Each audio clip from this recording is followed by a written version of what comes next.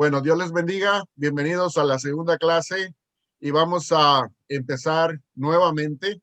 Vamos a tratar de ir adentrándonos en esas cosas básicas para nuestro conocimiento, para poder ir profundizando en las cosas que necesitamos saber. Recuerden que el propósito es poder conocer mejor la escritura.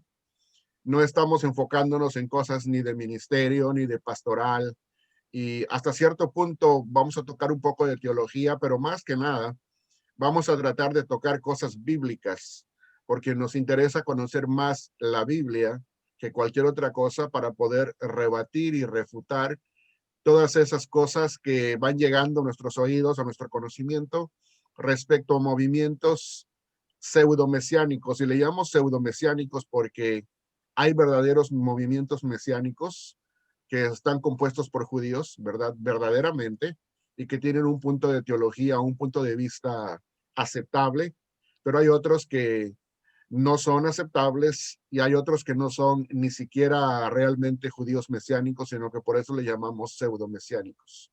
Se vestirán como mesiánicos, hablarán el lenguaje de los mesiánicos, se comportarán como mesiánicos, pero no lo son. Entonces, vamos a ir abundando en eso, pero hoy vamos a tratar de darle seguimiento a la primera clase. De hecho, en la primera clase tuvimos una pregunta que hoy vamos a tratar de responder directamente y tenía que ver con Abel siendo profeta, si ustedes se acuerdan, ¿verdad? Los que no han tenido la oportunidad de ver el primer video en el canal de YouTube, les recomiendo que después de esta clase lo hagan para que así puedan tener la oportunidad de darle seguimiento a la primera clase de una manera oportuna y poder cubrir todo lo que se encuentra allá y al mismo tiempo hacer una buena conexión con la clase el día de hoy. Voy a empezar a compartir la pantalla, así que vamos a ir para allá.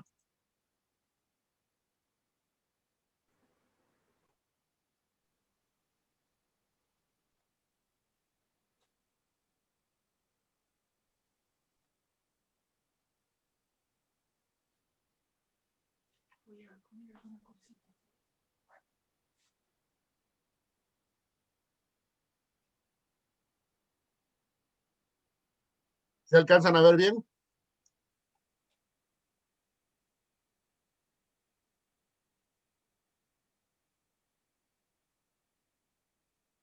Bueno, acá estamos. Estamos en lo que es el canon judío del Antiguo Testamento. Vamos a la parte número 2. Una vez más, bienvenidos a la casa de estudio Reino de Dios. Y su compañero y servidor, el instructor Ben Escalante, desde aquí, desde Portland, Oregon, Estados Unidos de América, les saluda y vamos a adentrarnos ya en la primera parte. Recuerden que esto ya lo hemos cubierto en cuanto a los objetivos. Les recomiendo que lo repasen en el canal de YouTube en cuanto a la estrategia también. Así que vamos a ir más rápido aquí. Esto también lo cubrimos en la primera clase, nada más lo vamos a repetir de una manera muy rápida para entender qué significa la palabra canon. La etimología viene de la palabra griega canon, que significa caña o vara, y también norma o medida, que a su vez se deriva del vocablo hebreo cané. Ahí tienen el código de Strong, la palabra hebrea 7070, que se utiliza a menudo como un estándar de medición o también para medir cosas en buen estado. Y por extensión pasó a significar la norma recta o correcta y por lo consiguiente la lista de los documentos o conceptos que conforman dicha norma. Ahora vamos a pasar a estudiar el día de hoy lo que es el canon judío del Antiguo Testamento, pero ya no en su forma palestinense o de la tierra de Israel como cubrimos en la primera lección, sino que hoy vamos a cubrir el canon alejandrino, que tiene que ver con la versión de los 70, como es conocida de una manera muy común.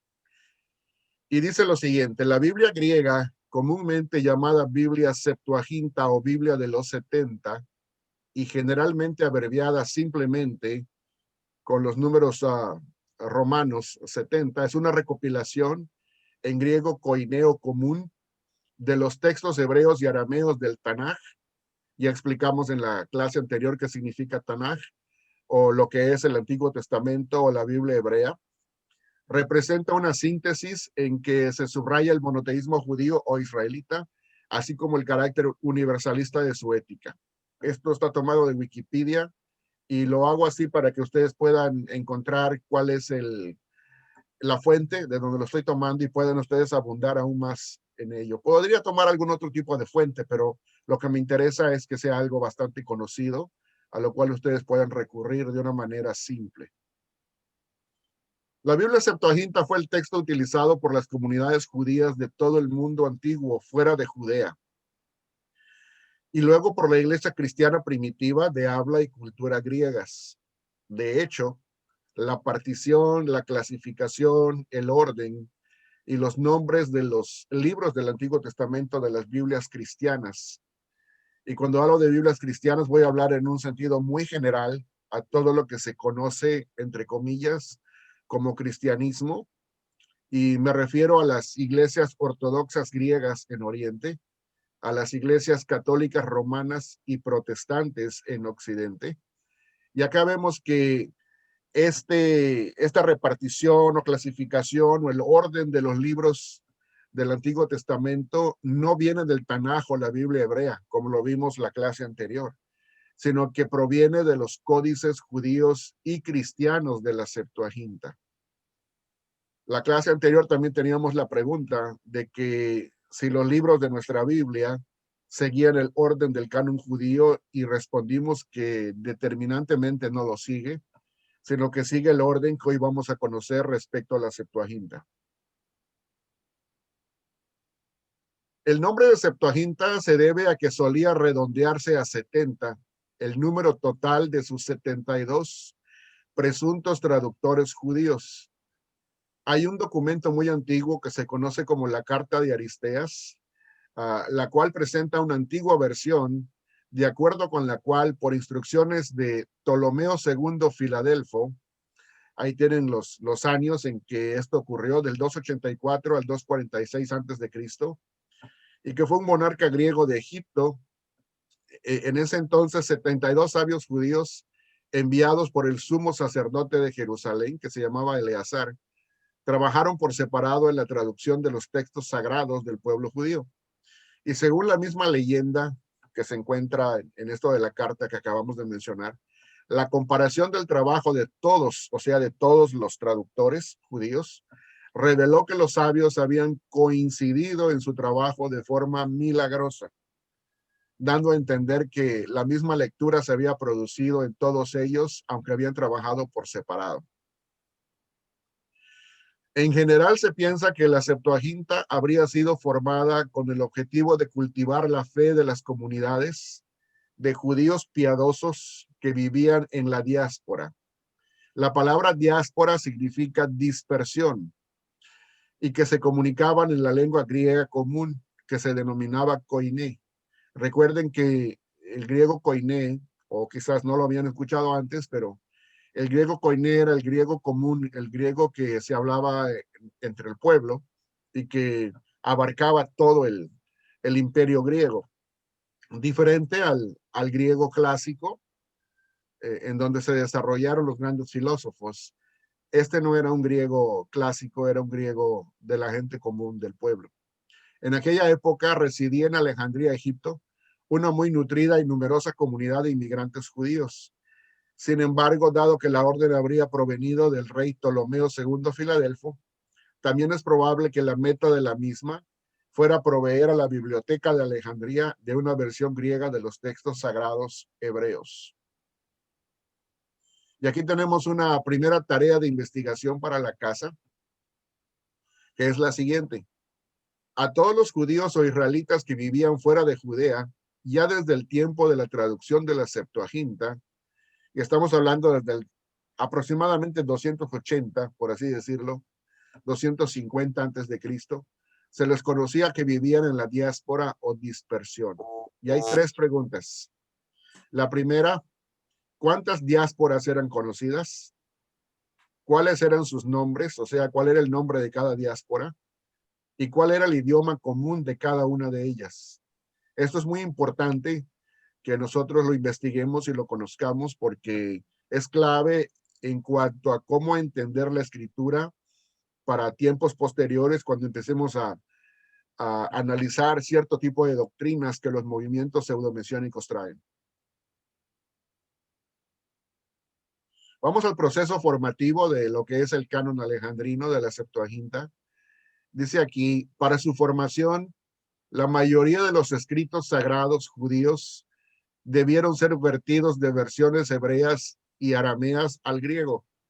Su traducción inició en el siglo III antes de Cristo, cerca del 280, y concluyó hacia finales del siglo I antes de Cristo, cerca del 30 antes de Cristo. Inicialmente fue traducida la Torá, o sea, el libro de la ley o el Pentateuco, y el resto del trabajo se completó paulatinamente en los 2 o 3 siglos siguientes. El filósofo judío Aristóbulo, quien vivió en Alejandría, Egipto, durante el reinado del monarca Ptolomeo VI Filometor, en los años 181 al 145 a.C., confirma este dato al referirse a ella, o sea, la traducción, en una carta al rey. Seguimos aquí con el proceso formativo. Hacia el año 70 de la era cristiana, un grupo de rabinos que habían escapado del asedio de Jerusalén, recuerden que en el año 70 la ciudad de Jerusalén fue sitiada por el general romano Tito Vespasiano, pero acá dice que un grupo de ellos logró escaparse de ese sitio, de ese asedio, y se reunieron en Yamnia. Esta ciudad, que se conoce como Yamnia, también se puede escribir con letra J al principio. Algunos le escriben Jamnia, y algunos también le ponen de una manera más hebrea el título en hebreo, que es la ciudad de Yavne. Yavne. Pero en una forma más latinizada es Jamnia o Yamnia. Y allí fundaron una escuela. Y hasta el 95 de la era cristiana llegaron a un consenso sobre la lista o canon de los libros hebreos que habrían de ser parte del Tanaj judío, quedando establecido así el llamado canon palestinense. Eso fue lo que estudiamos en la clase pasada. Y acá estamos viendo que más o menos fue hacia el 95 de la era cristiana, hacia el final del primer siglo de la era cristiana, que es cuando el canon palestinense quedó fijado. Y esto fue para la mayoría de los judíos de habla y cultura hebrea a principios del siglo segundo de la era cristiana. O sea, cuando entre el segundo siglo y el canon ya está finiquitado, ya está terminado y cerrado. El canon palestinense significó, fíjense bien, el rechazo de una serie de textos que grupos de maestros judíos de habla griega habían incluido en el llamado canon alejandrino o Biblia de los 70 en los siglos segundo y primero antes de Cristo. Bueno, vamos a parar allá antes de entrar al canon. Voy a dejar de transmitir la pantalla. Y quiero regresar ahora en este momento. ¿Pueden abrir su micrófono para que podamos platicar un poquito? ¿Alguna pregunta sobre lo que vimos hasta ahora? Sobre el canon de la Septuaginta o el canon alejandrino.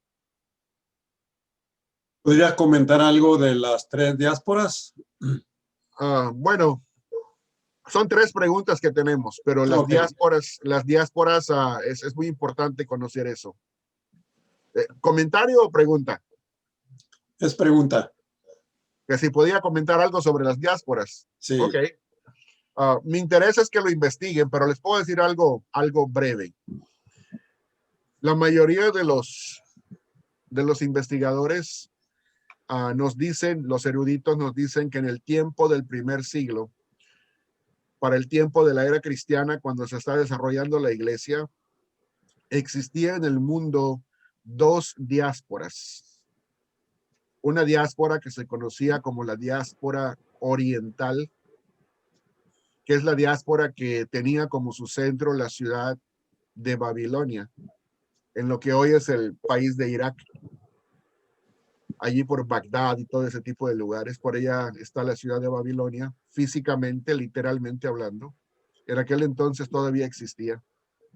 Y en ese tiempo, de hecho, la ciudad de Babilonia es mencionada literalmente en una de las epístolas de Pedro. Si ustedes leen allá al final de una de las epístolas de Pedro, Pedro dice que está escribiendo desde, o que manda saludos desde allá, ¿verdad?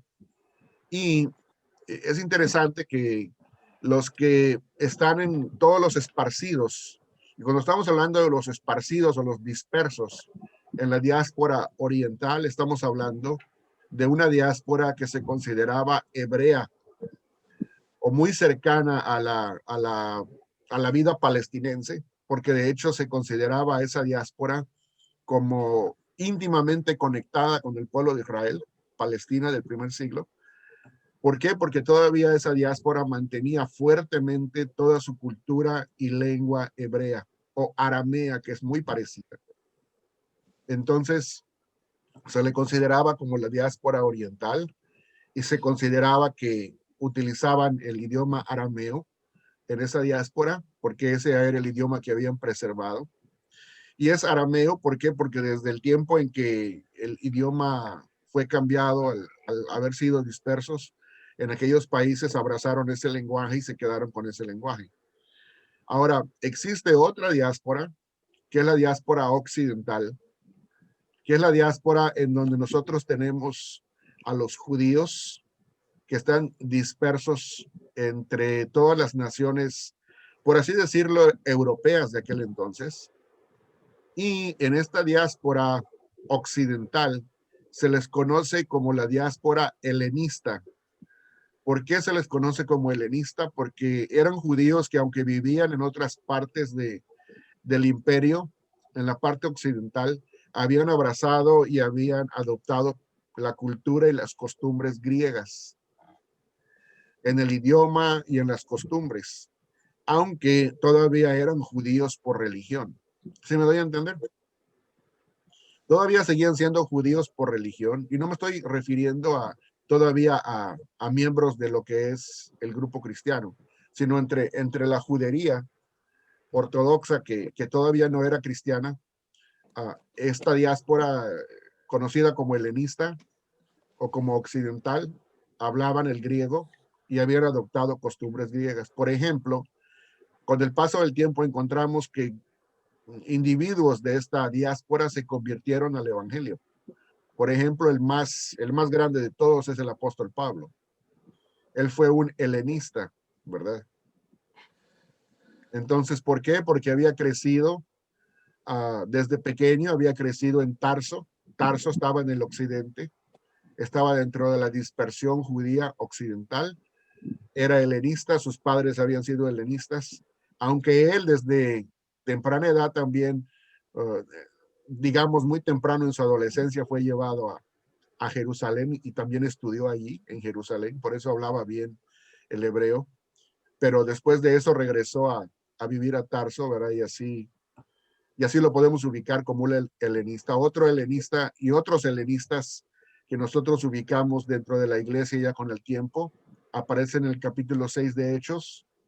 Estamos hablando de aquellos que se conocen como los 7 diáconos, ¿se acuerdan? Claro. Esteban y todos aquellos, Felipe, todos aquellos que se mencionan, eran judíos helenistas de la dispersión occidental. Ahora recuerden, en la otra dispersión estaban aquellos que eran considerados de lengua o habla hebrea, aunque también la directa implicación es que hablaban arameo también, y habían mantenido más férreamente las costumbres hebraicas y no habían adoptado las costumbres griegas. De manera que ahí en el capítulo 6 de Hechos encontramos esa misma división entre ese choque. ¿Recuerdan qué es lo que había pasado? Lo que había pasado ya es que dice que unas viudas habían sido desatendidas. ¿Se acuerdan en Hechos capítulo 6? Las viudas griegas. Que las viudas hebreas habían recibido, las viudas hebreas significa que las viudas de aquellos que se mantenían con el habla y cultura hebreos se habían mantenido de una manera mejor supervisadas, mejor atendidas. ¿Por qué? Porque eran de la tierra de Israel. O si hubieran sido de la diáspora oriental, como mantenían todavía la misma lengua, en las mismas costumbres, se les apreciaba más. Pero los que estaban en la diáspora occidental, que eran helenistas, se les veía como judíos de segunda clase, por así decir. ¿Por qué? Porque ya habían adoptado otro idioma y ya habían adoptado otras costumbres, aunque todavía eran de religión judía. Pero esas costumbres griegas adoptadas y esa lengua griega adoptada hacía que los malvieran y los vieran como algo de segunda categoría. Entonces, Bueno, esos son los... perdón, Sí. perdón, una pregunta. Ahorita me estaba recordando de un pasaje en el libro de Hechos, cuando se está celebrando el día de Pentecostés. Por eso es que la Biblia dice ahí que habían judíos de todas las naciones. A mí eso siempre me saltó, nunca entendí esa parte. Ajá, entonces, ahí están representadas. Si ustedes buscan un mapa, van ustedes a encontrar que se menciona 15 diferentes regiones del imperio conocido o de la civilización conocida de aquel entonces. En el capítulo 2 de Hechos habla de judíos de todas las naciones debajo del cielo que estaban en Jerusalén celebrando la fiesta de Pentecostés. Pero si ustedes buscan, van a ver que las 15 secciones o regiones mencionadas hacen un círculo. De manera que ciertas regiones mencionadas pertenecen a la diáspora oriental y ciertas regiones mencionadas pertenecen a la otra diáspora, que es la occidental, la helena, la helenística. ¿Sí me dio a entender? Gracias, Johan. Entonces, algunas Biblias traen ese mapa, pero ustedes pueden buscarlo. Entonces, la clave es la siguiente. Cuando nosotros estamos hablando de la diáspora occidental o la helenística, es de habla griega, y ahí estamos hablando de dispersos del pueblo judío o de la casa de Judá que están expresamente mencionados en esa dispersión occidental. Ahora, en la dispersión oriental, es una cosa curiosa porque en la dispersión oriental o los de habla aramea, ahí habían tantos judíos que habían sido llevados a Babilonia y que cuando regresaron del exilio, una minoría, la mayoría se quedó allá, como también estaban aquellos que habían sido llevados de las tribus del norte y que habían sido dejados en esa área también. Entonces, el área de la diáspora oriental incluía de las 12 tribus. ¿Se me voy a entender? Claro. En el oriente había dispersos tanto del norte como del sur en cuanto a los reinos de la casa de Israel. En cambio, en la occidental nada más habían dispersos de lo que es el reino sureño. Eso es muy importante de saber porque Amén. en el primer siglo la pregunta es entonces, las 10 tribus perdidas, ¿qué pasa con esas 10 tribus perdidas? El punto es que en el primer siglo, no hoy lo que se cree hoy día, sino en el primer siglo, y lo vamos a ver más adelante, no se conocía a las 10 tribus perdidas como tribus perdidas, porque se sabía dónde estaban. Estaban bien ubicadas, estaban en una región, y vamos a ver que va a haber una descripción que vamos a ofrecer respecto en dónde se ubicaban y en dónde estaban en el primer siglo. O sea que eso lo conocía el pueblo de Israel. Lo conocía el Sanedrín, ¿verdad? Y era algo bastante de buen conocimiento para ellos en el primer siglo. Lo triste es que los pseudomesiánicos de hoy desconocen eso. Sí, alguien quería preguntar algo. Bernabé. Sí, Ben, ¿cómo estás? Muy bien, gracias. ¿Se escucha bien? Sí, muy Ok. bien. No, volviendo al tema de la Septuaginta. En principio, o sea, dos preguntas. Primero, la iglesia primitiva, o mejor dicho, en tiempos del Señor Jesús y los apóstoles, ellos usaban la Septuaginta, o en todo caso después los judíos en Palestina, ¿qué referencia tenían del canon alejandrino? Okay. ¿Cómo lo tomaban? ¿Tenían rechazo sobre eso? Ok, déjame explicarte lo que, hasta donde yo he comprendido y he leído. En la tierra de Palestina en el primer siglo, se conocía obviamente tanto lo que es obviamente el canon palestinense en la escritura hebrea, porque ahí se formó, ¿verdad? Como también se conocía la Septuaginta, o sea que las dos cosas se conocían, ¿verdad? Y de hecho, en la próxima clase vamos a ver que vamos a tener que ampliar esto otro tanto más y en la próxima clase, en las próximas clases lo vamos a ver. Pero la costumbre del primer siglo, en una sinagoga, por ejemplo, es que se leía primero la lección de ese día que tocaba en ese Shabbat, en ese sábado. Se leía la lectura en hebreo, el hebreo tradicional, ¿verdad? En que se escribió la escritura. Después de eso se leía una paráfrasis o una traducción o interpretación en arameo, lo que se conoce como el Targum, y eso lo vamos a estudiar también en otra lección posterior. Y después del Targum en arameo se leía la versión griega de la Septuaginta.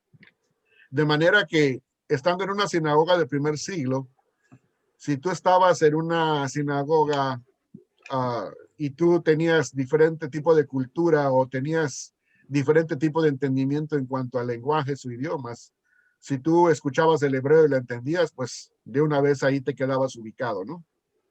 Pero si tú venías de, por así decirlo, de la diáspora oriental y estás de visita en Jerusalén y lo que entiendes es el arameo, entonces después de que se lea el hebreo, tú vas a entender la interpretación que se da de esa misma lectura en el Targum arameo y tú te quedas con esa que es tu lectura.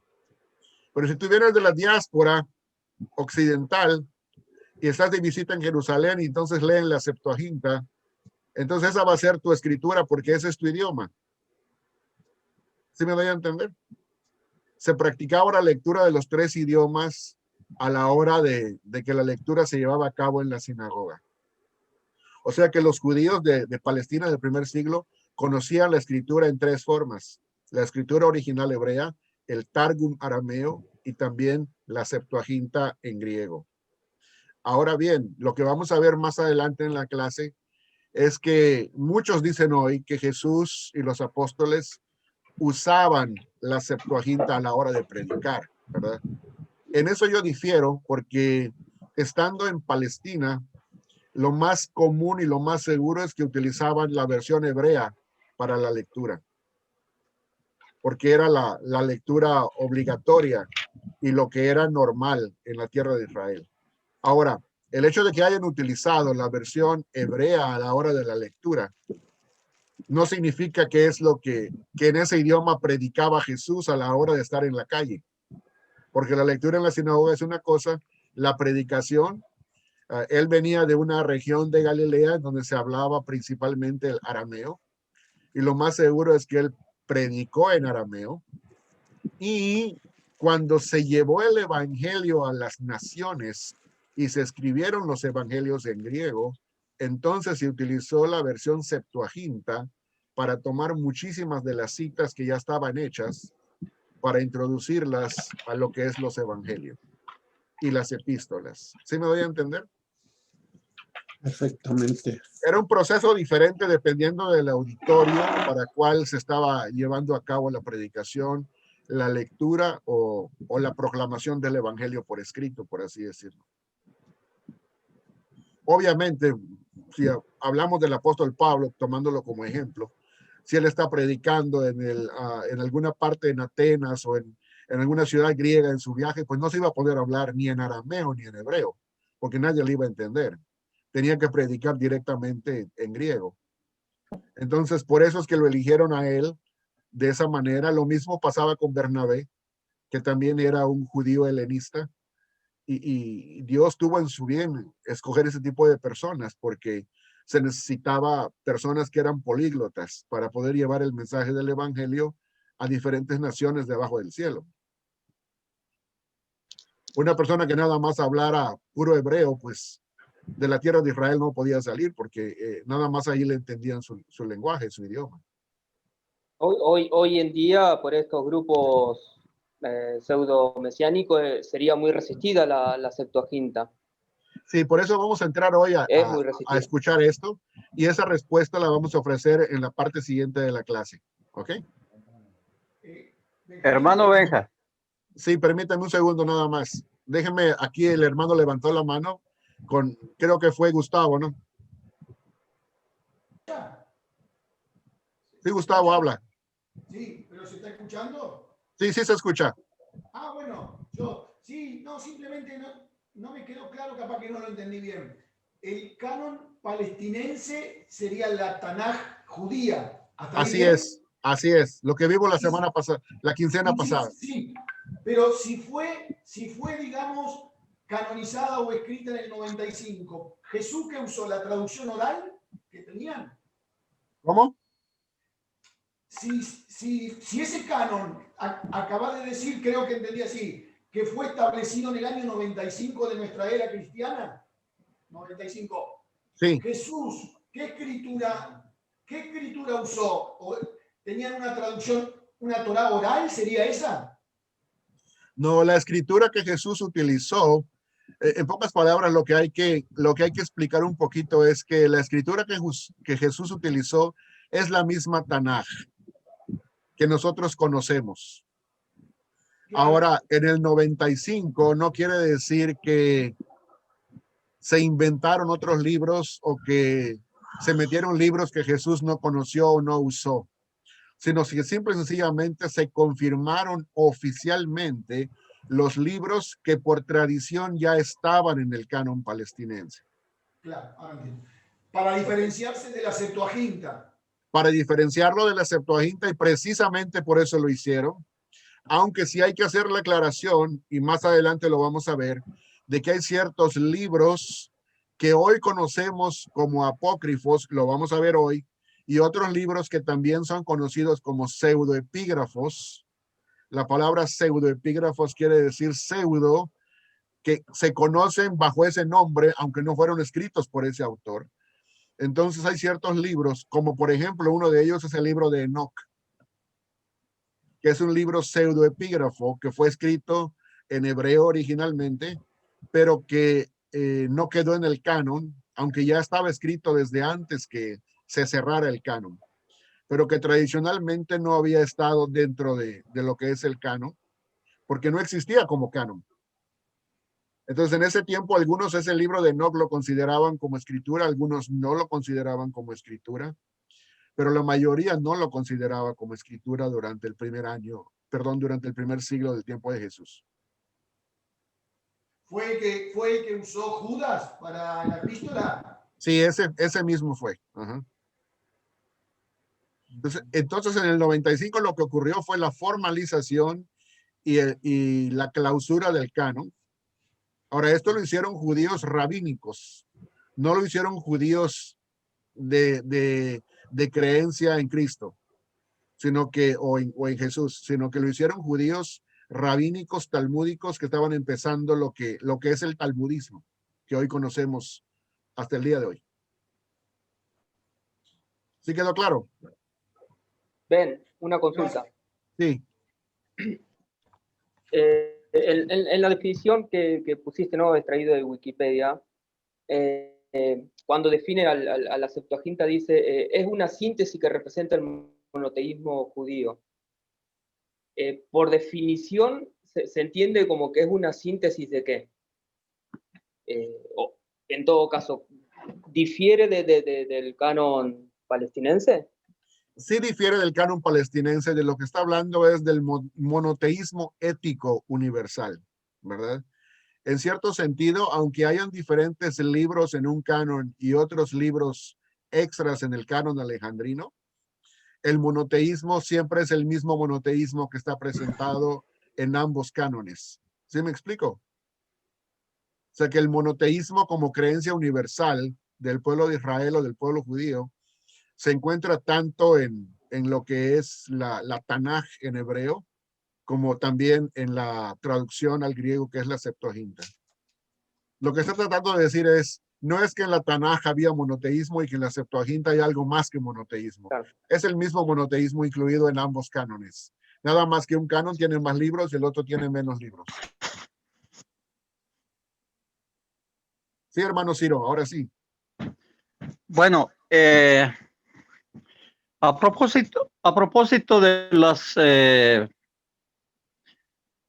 de hechos y a propósito de las dos diásporas, tanto la oriental como la occidental, y Hechos 38, ¿cómo conciliamos Hechos 38 y Mateo 28, 29.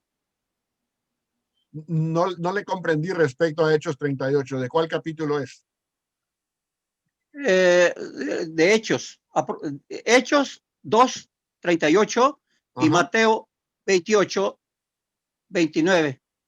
Habla precisamente, bueno, a la letra dice, bueno, comienza Pedro diciéndoles, sepa pues ciertísimamente toda la casa de Israel que este Jesús que vosotros crucificasteis y matasteis, Dios lo ha hecho Señor y Cristo. Entonces entonces los que estaban ahí, los de la diáspora, compungidos, de corazón, les dijeron a Pedro y a los demás hermanos, bueno, varones hermanos, ¿qué hacemos? Entonces Pedro les dice, bautícense cada uno en el nombre del Señor Jesús. Pero Mateo 28, 19, Mateo 28, 19, Jesús dice, vayan por las naciones haciendo discípulos, bautizando en el nombre del Padre, del Hijo y del Espíritu Santo. Entonces, ¿cómo conciliamos estos dos versículos? Bueno, buena pregunta. El versículo cuando dice, sepa ciertísimamente toda la casa de Israel, por el contexto que hemos visto que previamente nos dice que habían judíos de 15 diferentes regiones debajo del cielo, lo que está dando a entender es que toda la casa de Israel aquí abarca las 12 tribus. Porque dice que habían judíos, y ese es el término que se utiliza comúnmente e indistintamente para el primer siglo, para todos los descendientes de la casa de Israel, ya sean del sur o del norte. Porque si ya nos dijo que son 15 diferentes regiones que hay, y de allí están representadas todas las partes que el pueblo de Israel o el pueblo judío tenía en el primer siglo, entonces está diciendo que habían representantes de todas las 12 tribus de Israel en ese momento, en el día de Pentecostés. Porque dice, sepa ciertísimamente toda la casa de Israel. No se está refiriendo nada más a las 10 tribus del norte, como los pseudomesiánicos tratan de decirnos, sino que se refiere a las 12 tribus que tenían representantes en ese momento en el día de Pentecostés. Bueno, que habían venido de ambas diásporas. Ahora, eso es Hechos. Ahora, yendo a Mateo, en Mateo dice ir a todas las naciones, ¿verdad? Y bauticen, dice, ¿no? Y enseñen. Obviamente ahí está hablando de todo tipo de persona que se ubica en cualquiera de esas naciones, ya sea judío o de la casa de Israel, o ya sea gentil, que no es participante de la descendencia física de Abraham. ok. El dilema aquí es saber cuál es el verdadero bautismo. Porque Pedro le dice, bautice cada uno de vosotros en el nombre del Señor Jesús y recibiréis el don del Espíritu Santo. Pero la cita de Mateo, no la reconocen muchos de los que se bautizan en el nombre del Señor Jesús, porque dicen que no vemos la Biblia, ningún bautizo en los tres nombres. Entonces, aquí hay un problema. ¿Cómo conciliamos ese problema? Bueno, ese problema lo vamos a tener que platicar usted y yo aparte, porque no se ubica dentro del tema del día de hoy, ¿verdad? Yo le llamo, usted me llama aparte y lo platicamos con amplitud. Ahorita nada más podemos hablar de la Septuaginta o de las dispersiones, que es de lo que estamos hablando, ¿verdad? Del bautismo no podemos hablar ahorita. ¿Okay? Disculpe, a lo mejor me salí de contexto, pero aproveché para hacer nada más para eso. Con gusto hablamos después, ¿ok? Ok, gracias, hermano. Ok, ¿alguna otra pregunta sobre el tema que estamos tratando? ¿No? ¿O sí? No. Si no avanzamos, ¿verdad? Entonces vamos a avanzar otro tanto más porque nos queda bastante todavía. Vamos a compartir ahora.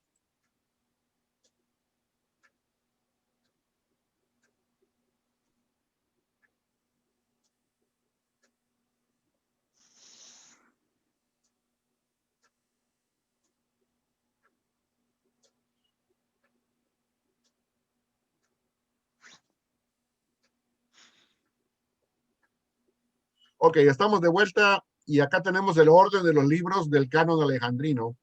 Tenemos libros de la ley, que es lo que conocemos como Pentateuco. Aquí todo se nos va a hacer bastante conocido porque el orden de este canon es el orden que nosotros tenemos en nuestra Biblia tradicional. Aquí se van a dar cuenta de que la Biblia evangélica del día de hoy sigue el orden del canon alejandrino de los 70 y no sigue el orden del canon palestinense, que es el Tanaj hebreo. Dice los mismos libros que conocemos como Pentateuco: Génesis, Éxodo, Levítico, Números y Deuteronomio. Luego el orden de libros, en cuanto a los libros históricos, tenemos Josué, Jueces, Ruth, primero y segundo libro de Samuel, primero y segundo libro de Reyes. Estos 4 volúmenes, como 4 volúmenes, se llama Sobre los Reinos. Así se titula en la Septuaginta, y tiene 4 volúmenes, lo que corresponde a los 2 primeros de Samuel y los que corresponden a los 2 siguientes de Reyes. Luego en el orden tenemos primero y segundo de Crónicas, Esdras y Nehemías, y luego viene el libro de Esther, pero el libro de Esther en la Septuaginta tiene unas adiciones griegas que no están en el libro de Esther según el canon de Palestina, como lo tenemos en la Biblia la Biblia evangélica, que sigue un Esther más corto, o el Esther breve, como está en la Tanaj, y en la Biblia de la Septuaginta hay unas adiciones griegas que se encuentran, por ejemplo, en las Biblias católicas romanas del día de hoy. Luego, el orden de libros en cuanto a los poéticos y sapienciales, o sea, de sabiduría, son los siguientes: Job, Salmos, Proverbios, Eclesiastés y Cantares. Es decir, el mismo orden que tenemos en nuestra Biblia. Luego, entre los libros proféticos vienen los siguientes: Isaías, Jeremías con Lamentaciones, Ezequiel, el libro de Daniel, pero tiene unas adiciones griegas también. Luego viene el libro de Oseas, Joel, Amós, Abdías. A la derecha, Jonás, Miqueas, Nahum, Habacuc, Sofonías, Ageo, Zacarías y Malaquías.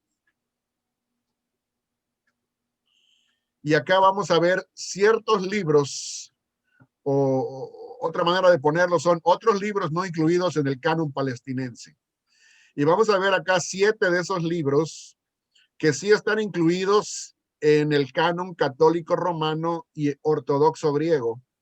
Es lo que nosotros conocemos como libros deuterocanónicos, según los menciona la Iglesia Católica Romana, o como las iglesias evangélicas preferimos llamarlos, libros apócrifos.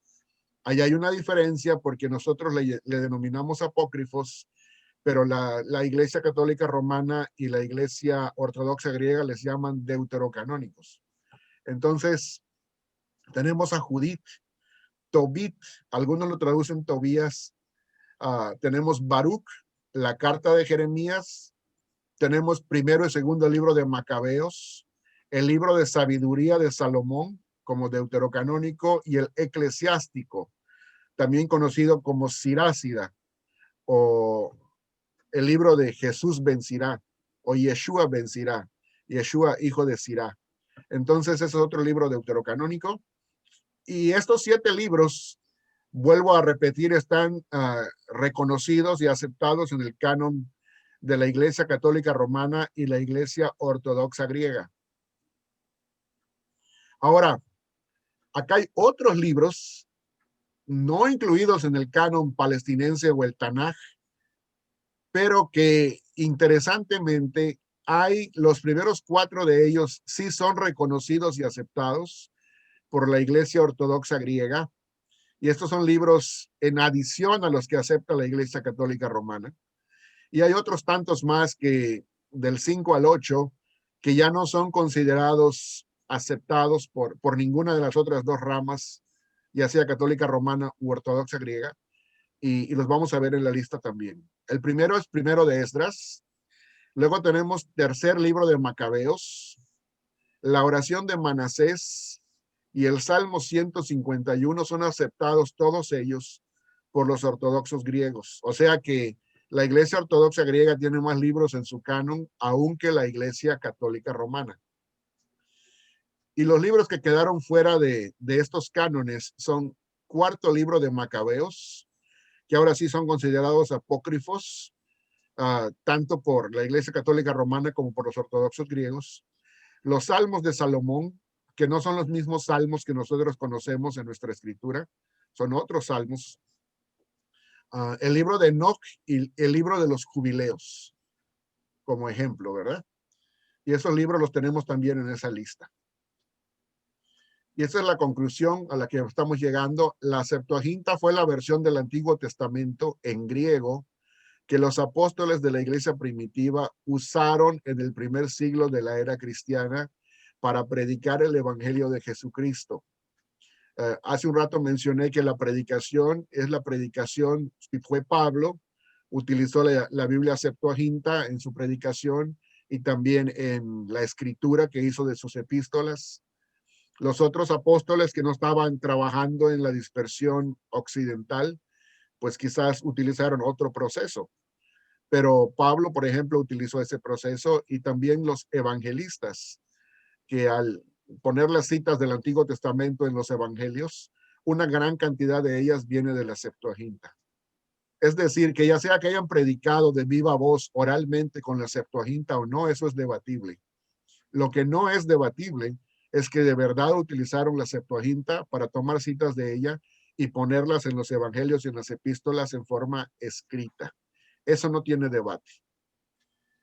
La Septuaginta constituye aquello que con el paso de los siglos, los católicos romanos en el occidente y los ortodoxos griegos en el oriente han venido a llamar Antiguo Testamento. Los católicos romanos tienen 46 libros en su Antiguo Testamento y los ortodoxos griegos tienen 49, ya que incluyen primer libro de Esdras, tercer libro de Macabeos y la oración de Manasés como deuterocanónicos, y agregan también el Salmo 151 después del Salmo 150. Ok, seguimos aquí. Hacia finales del siglo I y principios del siglo II, el judío Teodosión hizo una revisión de la Septuaginta, tratando en lo posible de hacerla coincidir con los textos hebreo-arameos, con ciertas ediciones propias de esa época, los cuales hoy se llaman los protomasoréticos, debido a que de ellos se derivan los textos masoréticos de siglos subsecuentes, los cuales ya incluían algunas importantes revisiones tempranas de grupos de rabinos de esos siglos. O sea que ya desde ese tiempo se viene revisando el texto masorético para hacerlo semejante a la versión en griego, que ya no es necesariamente la Septuaginta. Luego dice, entre 123 y 130 después de Cristo, Aquila de Sinope, este es otro individuo, hizo una nueva traducción siguiendo textos hebreos de manera literal. Y luego viene otro tercer personaje que se llama Símaco, el cual hizo una nueva traducción, es decir, en griego, hacia el 170 después de Cristo, en la que buscaba mejorar la calidad de la redacción griega. Hasta ese momento todavía los libros que más tarde fueron compilados bajo el término Biblia solían circular por separado. Es decir, que se llevó un tiempo para que todos estos libros fueran puestos en un solo códice y quedaran en un solo libro. Muchos de ellos circulaban individualmente en diferentes congregaciones de los primeros siglos. Se llevó un buen tiempo para agruparlos a todos y ponerlos bajo un solo libro que se llamara Biblia o Códice. Entonces, esto es importante también saberlo, porque a veces pensamos que todas las congregaciones tenían todos los libros en un solo libro todo el tiempo, y así no fue. Esa es una cosa que es totalmente irreal. Entonces, aquí hay otra tarea de investigación para la casa, la cual van a poder hacer después. Investigar cuál es el contenido de los siguientes libros que están en la Septuaginta, pero que no fueron reconocidos por la Iglesia Católica Romana, ni siquiera como deuterocanónicos, que son primero de Esdras, tercer libro de Macabeos, oración de Manasés, Salmo 151, cuarto libro de Macabeos, Salmo de Salomón, el libro de Enoch y libro de Jubileos. Y vamos a parar allá hasta ahorita.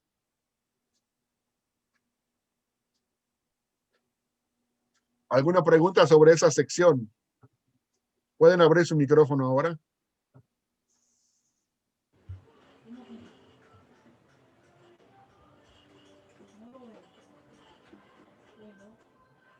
Mi pregunta sería entonces, nuestra Biblia evangélica en cuanto al orden y repartición de los libros, ¿cuál canon sigue? ¿El palestinense o el alejandrino? Alejandrino. Definitivamente. Ujú. Ya. De la versión Septuaginta pasó a la versión Vulgata latina, que se tradujo más después, como por el siglo IV, y de la Vulgata latina pasó a las versiones de lo que es los idiomas vernáculos modernos, romances como lo que es el español, francés, inglés, todo eso. Ven, Sí, se ve que estoy medio tardo de entendimiento, pero escuchá, no entendí esto. Los apóstoles usaron la Septuaginta que incluía los libros apócrifos o deuterocanónicos. uh-huh. Los apóstoles utilizaron la Septuaginta que incluía los libros deuterocanónicos y apócrifos como los determinamos hoy. El hecho de que hayan utilizado la Septuaginta que contenía esos libros no significa que ellos directamente hayan usado los libros extras. ¿Sí me dio a entender? Utilizaron la Septuaginta en cuanto a los libros que estaban dentro del Tanaj palestinense. Aprovecharon el idioma en el que estaban. Pero no significa, es como decir yo que utilice una Biblia, digamos, que tenga esos libros extras que no están en nuestro canon y que estén en otro idioma y que yo necesito utilizar ese idioma para predicarle a alguien que entiende ese idioma. Yo voy, utilizo los libros que yo conozco, utilizo los libros que son aceptables bajo mi canon del Tanaj y los demás libros ahí se quedan, ¿verdad? De hecho, hay en comunidades donde solamente llega la Biblia a católicas romanas, versiones católicos romanas, y hay cristianos evangélicos que usan esa Biblia para predicar y Así no es. utilizan los libros. No utilizan los libros deuterocanónicos o apócrifos, ¿verdad? Y la iglesia primitiva hizo lo mismo. Utilizó la Septuaginta para su predicación, sobre todo en la escritura de los evangelios y en las epístolas. Al escribir esas misivas, tanto en los evangelios como en las epístolas, se utilizó las citas de la Septuaginta para no tener que volver a traducir del hebreo al griego. Pero si tú te das cuenta, todas las citas que ellos utilizaron, ninguna de esas citas proviene de libros apócrifos o deuterocanónicos. Y ahí está la pregunta, la profecía de Enoc, ¿no es del libro de Enoc? Sí es del libro de Enoc, pero el libro de Enoc no está dentro de la Septuaginta. Es un libro pseudoepígrafo. Algunos códices lo incluyen, pero la mayoría no.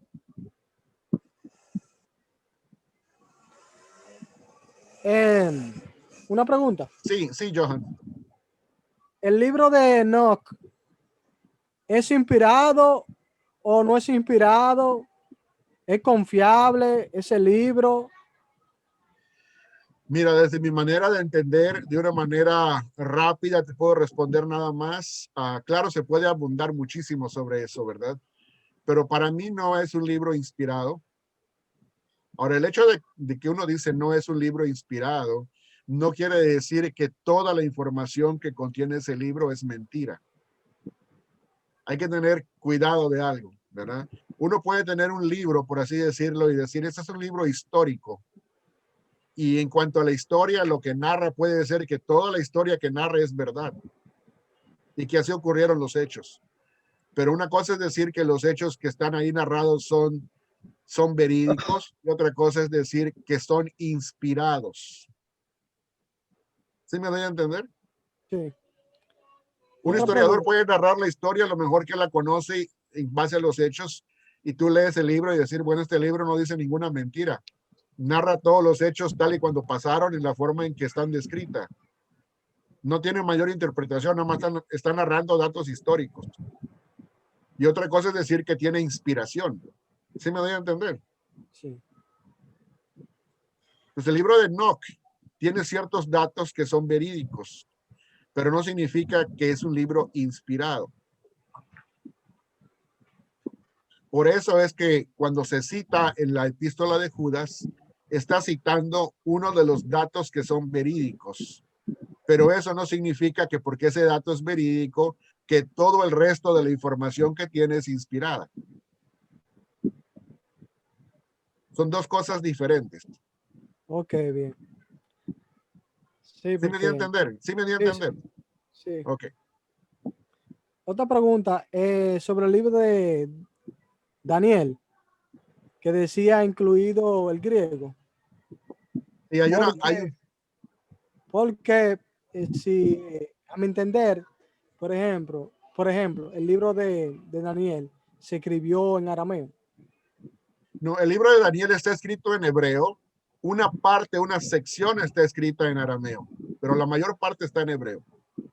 Ok, Ahora, los agregados que tiene el libro de, las ediciones griegas que tiene el libro de Daniel en la versión Septuaginta, no son las mismas secciones en arameo. Son otras secciones extras que aparecen en las versiones católico-romanas. oh, perfecto. O sea, en el Tanaj está la parte hebrea, también está la parte aramea. Todo eso fue canonizado en el Tanaj, pero en la Septuaginta hay otros capítulos más que nada más aparecen en griego, que están canonizados, entre comillas, como deuterocanónicos en las Biblias católico-romanas, pero es en adición al texto que nosotros tenemos en nuestra Biblia evangélica. Es lo que se conoce como las adiciones al libro de Daniel. Lo mismo ocurre con el libro de Esther en una versión católico-romana. Bien, Por eso es importante tener una versión evangélica y otra versión católica para ir comparando y ver cuáles son las diferencias entre una y la otra. ok, cuando por ejemplo tú dices una versión evangélica, ¿a qué te refieres? La versión evangélica es la versión que nosotros conocemos tradicionalmente, que tiene el mismo contenido de libros que tiene la versión del Tanaj en el Antiguo Testamento, aunque no estén en el mismo orden. Como la versión Reina Valera, por ejemplo, tiene los mismos libros que contiene la versión del Tanaj, aunque no están en el mismo orden, pero el contenido es el mismo. Bien, sí, porque quería saber el contexto, Ajá. porque cuando los mesiánicos dicen, esa Biblia evangélica, Sí, entonces el punto es de que muchas versiones pseudo mesiánicas el día de hoy están incluyendo en sus propias Biblias libros que son, por así decirlo, de la lista de los libros extras que vimos el día de hoy. Algunas Biblias pseudo-mesiánicas incluyen el libro de Enoch, el libro de Hazer, otros libros como el libro de los jubileos también ya lo están metiendo dentro de, que es pseudoepígrafe, ya lo meten dentro del canon y lo ponen dentro de la Biblia. Quizás bien, ustedes no hayan visto esas versiones, pero ya existen. Les voy a yo, mostrar en físico un ejemplo de una de ellas. ok, lo que tú vas buscando es el Sefer. Así se llama, Sefer. Esta es una Biblia que tiene como 10 libros más de los que nosotros conocemos. Y la utilizan ellos como pseudomesiánicos. ¿Sí me voy a entender? Sí, Y viene de esos libros pseudoepígrafos. Tiene el libro de Enoch y tiene otros libros ahí extras, ¿verdad? Que no son reconocidos ni siquiera por los católicos romanos, pero ahí están dentro ya.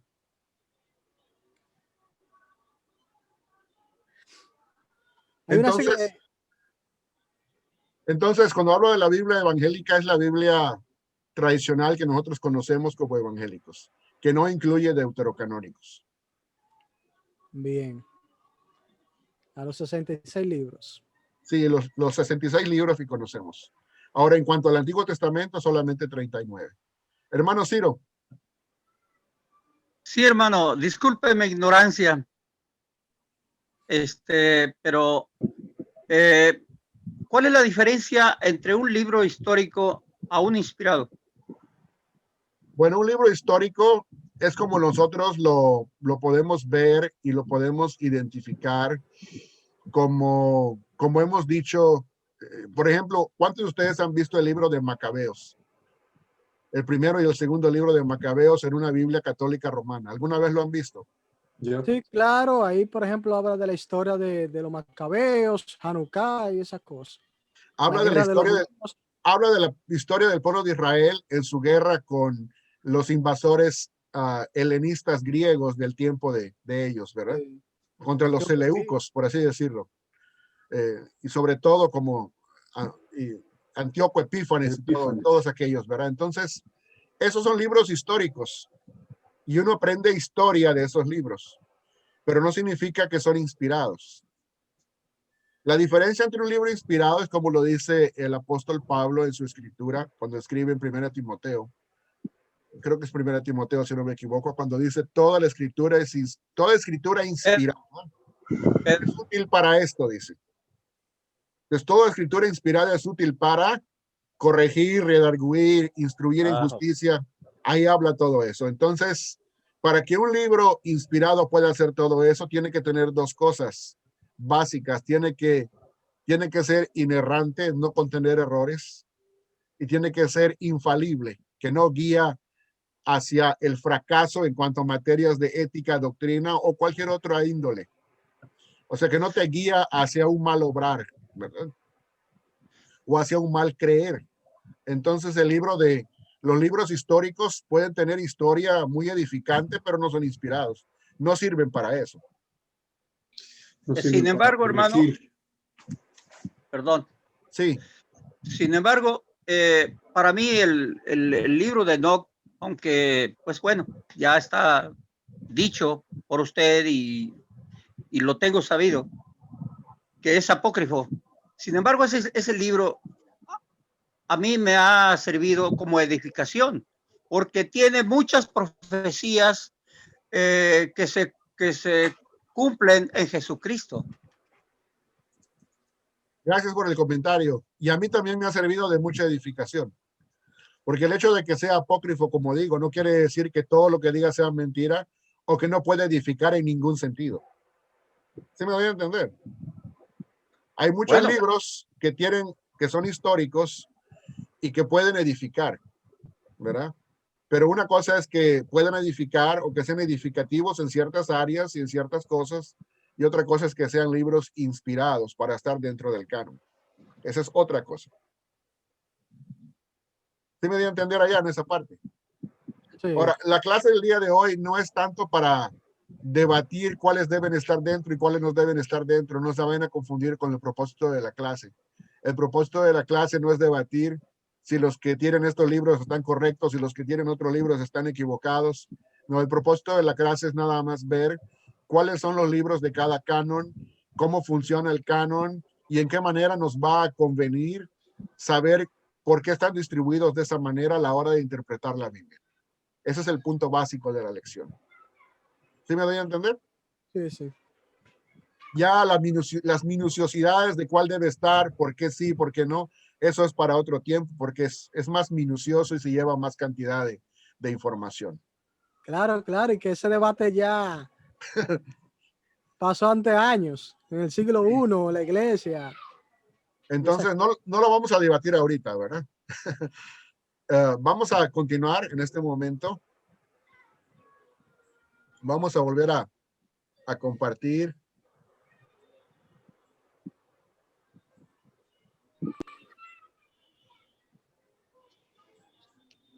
Vamos a algo bien interesante, ¿ok? Ok, ya hemos visto esta parte, ahora vamos aquí. Contraste de mentalidades. Tenemos el canon palestinense que refleja una mentalidad hebraica y el canon alejandrino que refleja una mentalidad helenista. Y aquí tenemos de una forma breve todo lo que tenemos en cada canon. En la parte de la izquierda, al menos para mí, donde dice canon palestinense o mentalidad hebraica, tenemos lo que es la ley de Génesis y de Deuteronomio, pero ya hemos visto desde la clase anterior que la siguiente sección de profetas anteriores tenemos de Josué hasta Reyes y se considera profetas. Luego tenemos profetas posteriores de Isaías a Malaquías. Y por último tenemos los escritos desde Salmos a Crónicas, según lo hemos visto en el canon palestinense desde la clase anterior. Y también vemos el canon alejandrino el día de hoy, que al hacer la comparación en cuanto a leyes igual, Génesis y Deuteronomio, pero luego ya no le llamamos profetas a los que siguen, sino que le llamamos libros históricos, como Josué a Esther. Y luego tenemos los libros poéticos o sapienciales, desde Job hasta Cantares. Y luego la única parte profética es la que identificamos como los libros de Isaías a Malaquías. De esa manera, dentro del canon, como nosotros lo hemos conocido, solamente reconocemos como proféticos de Isaías a Malaquías, de una forma directa. Pero si lo comparamos con los otros, del otro canon, vemos que hay más profecía y más profetas de acuerdo al otro canon. Y es importante reconocer eso, porque eso nos va a servir más adelante. Ahora vamos a entrar en este versículo que estábamos analizando en la clase anterior y vamos a tratar de abundar y explicarlo un poco más. Dice Lucas 11, 49 al 51. Dice aquí Jesús: por eso la sabiduría de Dios también dijo, les enviaré profetas y apóstoles, y de ellos a unos matarán y a otros perseguirán, para que se demande de esta generación la sangre de todos los profetas que se ha derramado desde la fundación del mundo, desde la sangre de Abel hasta la sangre de Zacarías, que murió entre el altar y el templo. Sí, os digo que será demandada de esta generación. En la clase anterior identificamos que el Abel del cual se habla aquí se menciona en Génesis 4:8 y que el Zacarías del cual se habla aquí es el que está mencionado en segundo libro de Crónicas 24, del 20 al 21. O sea, el hijo de Joiada, el sacerdote.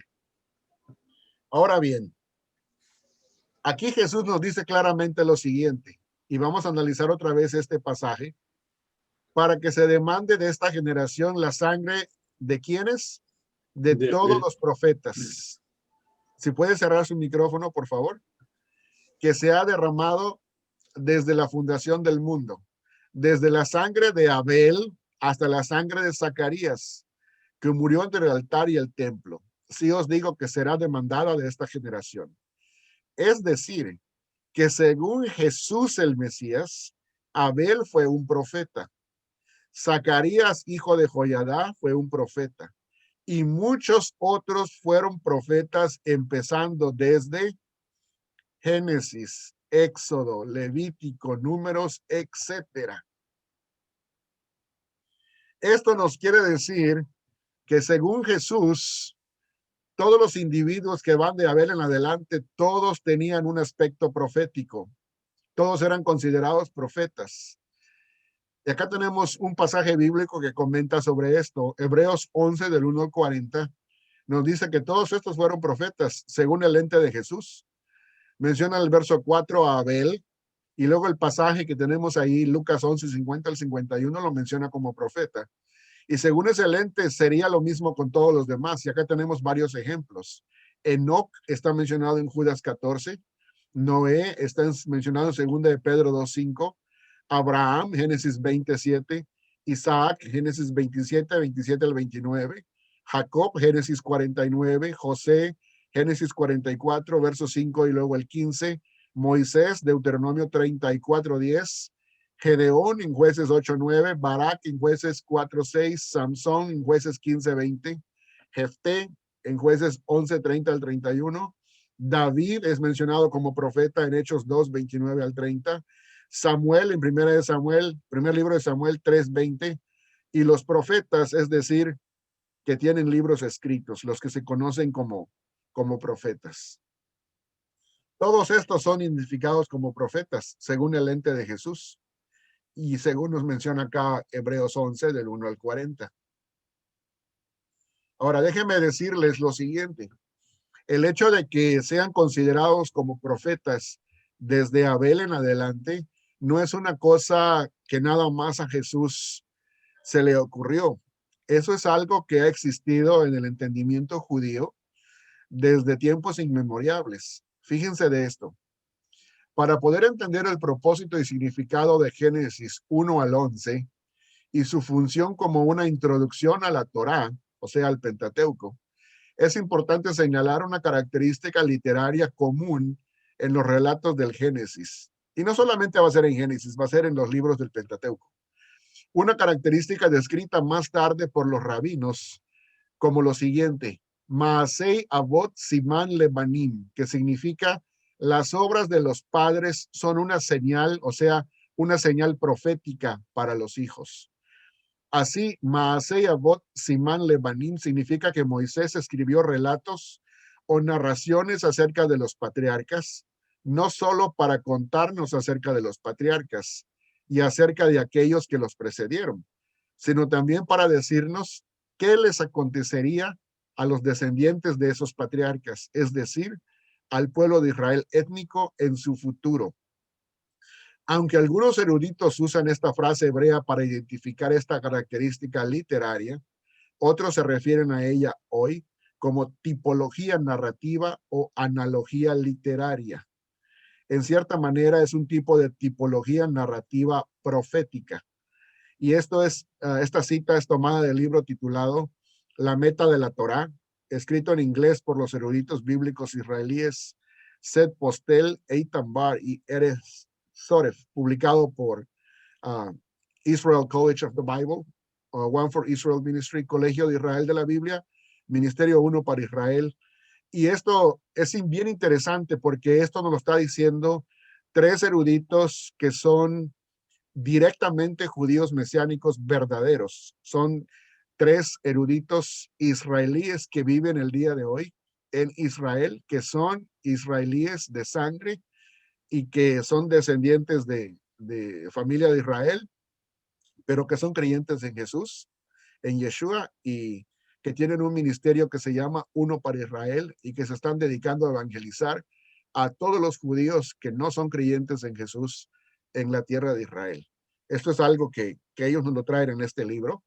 En pocas palabras, nos están diciendo de que todos los personajes que nosotros vemos en los 5 primeros libros y en el resto de toda la Biblia del Antiguo Testamento son personajes que en sí mismos son señales proféticas. Y por eso es que Jesús lo vio de esa manera. Ok, entonces regresamos aquí, dice contraste de mentalidades. Según el lente de Jesús, la ley debemos interpretarla desde un punto de vista específico. Debemos interpretarla viéndola como que fuera profecía. Los profetas son profecía. Los profetas posteriores también profecía y los escritos profecía también. ¿Por qué? Porque todos los personajes que aparecen allá son tipos proféticos de algo que va a ocurrir en el futuro, cuando llegara el tiempo del nuevo pacto. Por el contraste, cuando llegamos aquí a la mentalidad helenista del canon alejandrino, el enfoque es que la ley son mandamientos y tendemos a verlos como mandamientos en lugar de verlos como profecía. Los libros históricos los vemos como puramente historia, los libros poéticos y sapensales puramente como poesía y sabiduría, y los libros proféticos son los que vemos entonces de esa manera, como profecía. Pero aquí, en las siguientes diapositivas, veamos lo siguiente, en el siguiente contraste de mentalidades. Según el canon palestinense y la mentalidad hebraica, al Tanaj tenemos que buscarle su sentido, primero profético, porque señalaba hacia el nuevo pacto. Luego su sentido mesiánico, porque se cumplió en el Mesías, Jesús. Y luego su sentido arquetípico, o sea que todos esos personajes y eventos e instituciones del antiguo pacto eran tipos de los bienes que vendrían en el nuevo pacto. Por el contrario, o en contraste, cuando llegamos al Antiguo Testamento y lo empezamos a estudiar en el sentido en que estamos acostumbrados, nos han enfocado a verlo desde su punto de vista literal, lo que dice la letra del Antiguo Testamento, en su sentido legal, lo que ordena o manda, y en su sentido lógico, o sea, nos enseñan a preguntarnos, ¿pertenece esto a Israel o no pertenece a Israel? Como dicen los pseudomesiánicos, si pertenecía a Israel y a Israel hemos sido injertados, entonces en su lógica llegan a decir, bueno, entonces nosotros también tenemos que hacer lo mismo. No necesariamente. Por eso estoy haciendo este contraste para que veamos cuál es el enfoque que nosotros debemos tener, que es profético, mesiánico y arquetípico. Veamos cómo está apoyado en la Biblia misma. Dice Jesús, nos confirma estos sentidos al decir, todos los profetas y la ley, ¿qué hicieron? Dice aquí, todos los profetas y la ley profetizaron. No dice que dieron mandamientos, dice profetizaron, hasta Juan, hablando de Juan el Bautista, que se habla de su sentido profético.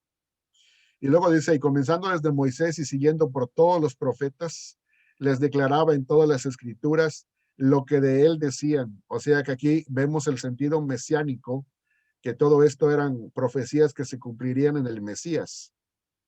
Lo mismo dice en el siguiente verso, estas son las palabras que os hablé estando aún con vosotros, que era necesario que se cumpliera todo lo que está escrito de mí en la ley de Moisés, en los profetas y en los salmos. Aquí otra vez tiene ese aspecto o sentido mesiánico, porque se cumple en el Mesías Jesús. Y el último nos lo confirma Pablo, el último sentido al decir el siguiente pasaje. No quiero, hermanos, que ignoréis que nuestros padres estuvieron todos bajo la nube y todos pasaron bajo el mar, y que todos en unión con Moisés fueron bautizados en la nube y en el mar. Todos comieron el mismo alimento espiritual y todos bebieron la misma bebida espiritual, porque bebían de la roca espiritual que los seguía.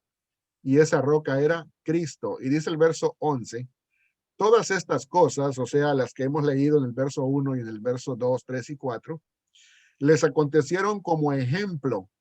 Pero esta palabra ejemplo viene del griego tipos, que es la palabra griega de Strong 5179, y están escritas para amonestarnos a nosotros que vivimos en estos tiempos finales. O sea que ese es el sentido arquetípico al que nosotros mencionamos en la diapositiva anterior. O sea que todos estos personajes y eventos y cosas que vemos narradas en el Antiguo Testamento eran tipos o figuras de algo que iba a ocurrir en el nuevo pacto. Veamos esto en la siguiente información del Diccionario de Idiomas Bíblicos del Griego del Nuevo Testamento por James Swanson. Aquí tenemos la palabra tipos y quiero que se fijen en la definición número 5, que es la que nos aboca, la que nos concierne el día de hoy y a esta hora. Dice arquetipo, figura, un modelo que anticipa una realidad posterior. Sí, es una figura o un modelo que anticipaba una realidad posterior que se manifestaría en el nuevo pacto, o sea, que para nuestro tiempo ya se manifestó en el nuevo pacto y en los bienes que llegaron con Jesús para su pueblo según el nuevo pacto. Y esto está mencionado primero a los Corintios 10, verso 11. Entonces, aquí tenemos que son los tres tipos que tenemos para enfocarnos en buscar el sentido. Acá tenemos una cita más que es muy interesante, dice así. En el Talmud de Jerusalén se conserva una sentencia atribuida al rabí Simeón ben Gamaliel de la primera mitad del siglo II después de Cristo, según el cual la única lengua extranjera permitida para la transcripción del rollo de la ley era el griego, pues se había comprobado después de un examen que era la lengua que mejor lo traducía. En efecto, después del arameo, o sea que ya he mencionado el Targum arameo como la primera traducción que se hizo del hebreo, dice, en efecto, después del arameo, fue el griego la primera lengua extranjera utilizada por los judíos. Y al griego fue la primera traducción del Pentateuco, la Septuaginta, en tiempos del rey Ptolomeo II Filadelfo. Un fenómeno sin precedentes en la antigüedad y de consecuencias incalculables para la difusión de la Biblia hebrea en Occidente. Y esto es tomado del artículo Pentateuco griego de Constantinopla por Natalio Fernández Marcos, página 200. Entonces, vamos a dejarlo hasta allá. Vamos a regresar y vamos a compartir.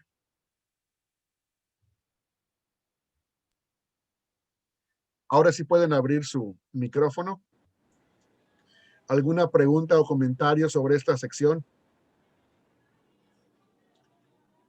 Esa parte, ven, Ajá. de los cánones, el palestinense y el alejandrino. Allí me perdí un poquito donde los profetas. Esa parte la puedes repasar un poquito. Sí, cómo no. Básicamente lo que estábamos diciendo es que cuando nosotros estamos acostumbrados a ver el canon alejandrino, según lo hemos aprendido tradicionalmente, a veces hasta en instituto bíblico, a veces en escuela bíblica o en la enseñanza común de una congregación local, de escuela dominical o por donde usted haya pasado, se nos enseña a verlo de esa manera. Le llamamos ley al Pentateuco, los primeros 5 libros. Luego le llamamos libros históricos a los que vienen. Luego le llamamos, y así sucesivamente, ¿no? Poéticos y sapienciales. Y luego hasta que llegamos a Isaías, lo vemos como que fuera profecía. Oh, Pero, okay. pero según el lente de Jesús, profecía es ¿desde dónde? Desde Génesis. Génesis. Desde Génesis es profecía. Y Yeah. eso hace que cambie completamente la manera en que debemos enfocar la Biblia y buscarle su sentido. Porque si desde Abel está el primer profeta, entonces tenemos que empezar a entender la Biblia y enfocarla de una manera diferente. Por eso es que a interpretarla de una manera diferente, por eso les puse ese contraste, porque son 3 los sentidos básicos en que cuando analizamos el nuevo pacto, esos 3 sentidos básicos aparecen, que es el sentido profético, el sentido mesiánico y el sentido arquetípico. Right. Cuando digo mesiánico, no me refiero a mesiánico perteneciente al grupo pseudo-mesiánico de hoy, no. Mesiánico como adjetivo de que se cumple en Jesús el Mesías. ¿Sí me doy a entender? Sí, claro, claro. En su sentido primario de significado. No en el sentido como los pseudo-mesiánicos lo usan hoy, Okay. como que se aplica a ellos, no. Se aplica al Mesías, eso es mesiánico. ¿Verdad? Muy claro. Gracias, Ben. Gracias. Entonces hay que reenfocar ese lente porque así lo veía Jesús. Lo veía como, todo el Antiguo Testamento lo veía como un mensaje Sí. profético. No profético en el sentido de que está vaticinando cosas para el futuro, como entendemos a veces la profecía hoy. Esta es una profecía de algo que va a pasar en nuestro futuro, no en ese sentido. Lo está viendo como que los personajes, los eventos, las instituciones del antiguo pacto eran tipos proféticos de cosas que tendrían su cumplimiento en el nuevo pacto y que para nuestro tiempo ya se cumplió. Ahora, el aspecto mesiánico es porque en Jesús el Mesías, con su primera venida, se cumplió todo eso que tanto la ley como los profetas profetizaron. ¿Recuerdan ese pasaje que leímos hace un rato que decía, porque todos los profetas y la ley profetizaron, ¿hasta quién? Hasta Juan el Bautista, ¿verdad? Entonces ahí vemos que tanto la ley como los profetas tenían ese enfoque profético. Okay. Ahora, si vemos la ley y decimos, no, es que esto no es profecía, es mandamientos, nunca vamos a entender el énfasis que tiene la Biblia. Si vemos los libros históricos y decimos, no, esto es historia nada más, no tiene ningún aspecto profético, vamos a perder de vista lo que Jesús nos está diciendo, ¿verdad? Entonces Jesús nos enseñó 2 sentidos muy básicos. El sentido profético del Antiguo Testamento y el sentido mesiánico o cristológico. Se podría traducir también así. Ahora, Pablo nos enseña el punto de vista o sentido arquetípico, que es todavía más especial porque nos dice que todas esas cosas pasaron como tipos o figuras o ejemplos o símbolos de los bienes que iban a venir en el nuevo pacto, pero que ya llegaron para nuestro tiempo. Llegaron con Cristo su primera venida. Muy bien. Hermano Ben, Sí, Esteban. en ese sentido sería el sentido profético era básicamente el pasado para que el sentido mesiánico se cumpliera en Cristo y luego Pablo pudiera explicarlo como sentido arquetípico para poder Precisamente, están interconectados y hiciste una magnífica explicación. Lo explicaste mejor que yo. Eso quiere decir que lo entendiste bien, ¿verdad? Ajá. ¿Sí me dio a explicar ahí? Tengo Una pregunta, Ben. Ajá. En realidad, a modo de comentario, estaba leyendo cuando en el martirio de Esteban, después que él termina de repasar, bueno, toda la historia del pueblo judío, él termina diciendo en el versículo 52 de Hechos, lo leo, dice del capítulo 7, ¿a cuál de los profetas no persiguieron vuestros padres y mataron los que anunciaron de antemano la venida del justo, a quien vosotros ahora habéis llegado a entregar y asesinar? Vosotros que recibiste la ley por medio de los ángeles, no la guardasteis. O sea, él está atribuyendo acá el hecho de recibir la ley y no guardarla como no guardar la ley en el sentido profético del anuncio de antemano. ¿Tiene que ver con eso? Tiene un doble sentido porque en verdad no solamente la ley, no estoy diciendo que la ley no manda a guardar ciertas cosas, no quiero que lo vayan a entender, a malentender, ¿verdad? La ley sí manda a guardar ciertas cosas, pero lo que Jesús está diciendo es que el énfasis interpretativo no debe estar en enfocarnos en la letra de la ley y en lo que manda, sino en lo que representa para el futuro. En pocas palabras, hay que saber identificar estas dos preguntas. Una cosa es, ¿qué es lo que dice la ley a la letra? Esa es una pregunta. Pero la otra más importante es, ¿y qué significa eso que dice? ¿Sí se dan cuenta de la diferencia? Sí. ¿Qué es lo que dice la ley a la letra? Es una cosa. Puede ser que esté mandando algo. Puede ser que no esté mandando algo y esté describiendo algo.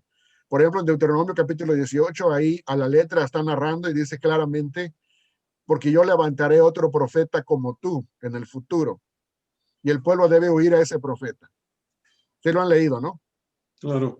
Entonces, ahí claramente se le ve un aspecto profético. Pero mucha gente diría, pero donde no habla de eso, pues no va a ser profecía. Y es ahí donde estamos desatinados, porque lo que está diciendo Jesús es, Abraham, por ejemplo, era un profeta. La misma escritura lo describe como un profeta, pero su persona y los eventos que él hizo y por los cuales él pasó eran tipos proféticos de algo que iba a pasar en el futuro. Ellos mismos quizás no se entendían a sí mismos como tipos, pero cuando llega la revelación del nuevo pacto, entonces el Espíritu Santo le da a entender a los escritores del nuevo pacto que esos eran tipos de algo que iba a ocurrir en el nuevo pacto. Y entonces eso les abre el entendimiento para decir, en Jesús el Mesías se cumplen todas las promesas proféticas, mesiánicas y arquetípicas del antiguo pacto. En pocas palabras, Jesús es profecía cumplida. Ninguna de las cosas que estaban profetizadas, ya sea directamente en forma de personificación o en forma de prefiguración, ninguna de ellas las dejó caer en tierra. Todas las cumplió. Bien, entonces, por ejemplo, un ejemplo así rápido. Mateo 5:17. ¿Cuántos de nosotros hemos pensado en José el Soñador como un profeta o un tipo profético del Mesías? Pero lo es. José el Soñador, ¿verdad? Claro, claro. Sí. O sea que Es primero un sufre, arquetipo. ¿verdad? Primero sufre, ¿verdad? Primero sufre y después llega a la gloria. Lo mismo el Mesías, primero sufre y después va a venir a la gloria. Pero, por ejemplo, primero se encuentra con sus hermanos de carne y sus hermanos lo desconocen, lo rechazan, ¿verdad? O sea, no logran identificar en él al personaje. Más adelante él tiene que venir y decirles, soy yo, vuestro hermano. ¿Qué es lo que va a venir a hacer en el futuro? Él les va a decir, soy yo. La primera vez lo rechazaron y no lo reconocieron. No sabían que era él. Pero en el futuro él va a venir y les va a decir, soy yo. A quien vosotros rechazasteis, soy yo, va a decir. Yeah. Y José es un tipo del Mesías, ¿verdad? De hecho, en el judaísmo, no en el pseudo judaísmo ni nada, en el judaísmo se le conoce al Mesías como el Mesías Ben Yosef, hijo de José. ¿Sí lo han escuchado alguna vez? sí, claro. Así como hay su designación de Jesús, hijo de David, también se le conoce como Jesús, hijo de José. Y uno diría, hijo de José, pero no está hablando de José, el esposo de María. el que se conocía como su padre. Cuando dice hijo de José no se refiere a él, sino hijo de José quiere decir descendiente del José, el soñador. Porque así como José sufrió, de la misma manera este es un siervo sufriente. Beautiful. Pero Claro. en, Y era, en tipología, ¿verdad? Sí, claro, claro. y era profeta porque lo que él soñó, pues se convirtió en profecía. Así es. Entonces, pues, bueno, ese es un hecho claro que nos queda claro que pues sí era profeta, porque él dijo, bueno, yo soñé, tuve una visión así, un sueño, y que fue precisamente por lo que lo rechazaron sus hermanos, hasta su papá se enojó y ¿cómo es posible que que tus hermanos y yo nos vamos a postrar? Pero se cumplió, entonces eso es profecía, Así es. Gracias, hermano Ciro. claro. Entonces, seguimos. Si no hay ningún otro comentario, vamos a la joya de aprendizaje del día de hoy. ¿Ok?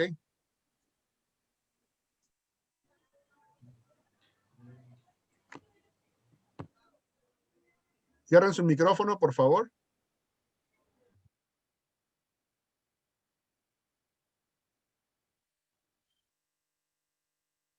Ok, la joya de aprendizaje es la siguiente. La Septuaginta griega en sí misma no es algo malo.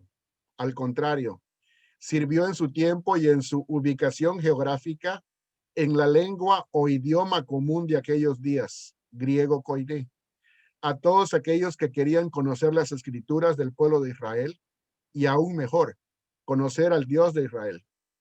La Septuaginta fue el Antiguo Testamento de la iglesia primitiva y los apóstoles. Judíos mismos citaron las escrituras griegas del Antiguo Testamento, o sea, la Septuaginta, al escribir los evangelios y las epístolas del Nuevo Testamento. La Septuaginta fue la Biblia que los apóstoles de Jesús el Mesías utilizaron para predicar el mensaje del Evangelio de la paz, como dice Hechos 10:36. Y ellos no vieron nada malo en utilizarla, al contrario. El punto aquí es el siguiente. Grupos pseudomesiánicos del día de hoy rechazan todo lo que está en cualquier otro idioma que no sea el hebreo y tratan de decirnos que tenemos que regresar, tenemos que, como requisito, como requerimiento, tenemos que regresar al puro hebreo del Antiguo Testamento. Pero aquí vemos que la iglesia primitiva y los apóstoles judíos mismos no solamente utilizaron las escrituras de la Septuaginta, sino que las citaron en sus evangelios y epístolas. Y si ellos no tuvieron ningún problema en hacerlo, pues nosotros no tenemos ningún problema tampoco. Eso significa de que el hebreo no es el único idioma que se puede utilizar para hablar de las cosas de Dios y para predicar el evangelio. Mucho menos se le puede poner una restricción, sino que el evangelio debe llegar a todas las naciones. El idioma griego del primer siglo, en el tiempo de la iglesia primitiva, ese era el idioma que era el común denominador en todas las naciones del imperio romano. Era un imperio romano, pero el idioma que todavía dominaba era el idioma griego. Y se tardaría todavía 1 o 2 o 3 siglos más hasta que el latín se impusiera sobre el griego. Pero durante el tiempo en que la iglesia predicó, la iglesia primitiva, estamos hablando de que el idioma griego era el idioma universal de aquel entonces. Y en ese idioma se debería utilizar el mensaje para que llegara a todos los pueblos, lenguas, naciones e individuos. Vamos a ver aquí un video que viene del Ministerio Luz de las Naciones, que gentilmente el hermano Juan Fernández de Ciudad Real, España, nos ha regalado.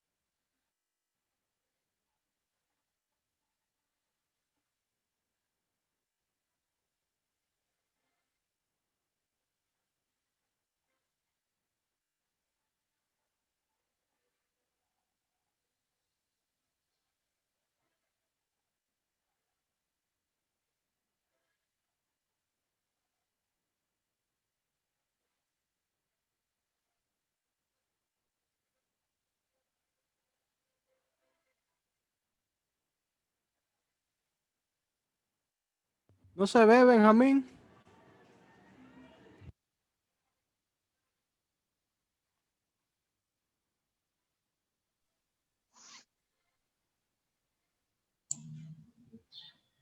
Así es, no se ve nada.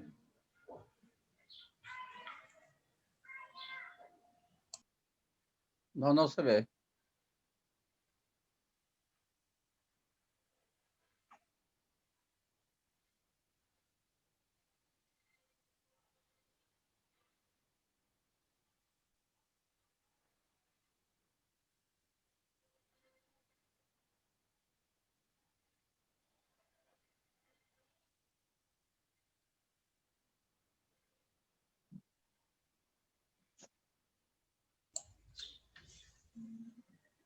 Benjamín.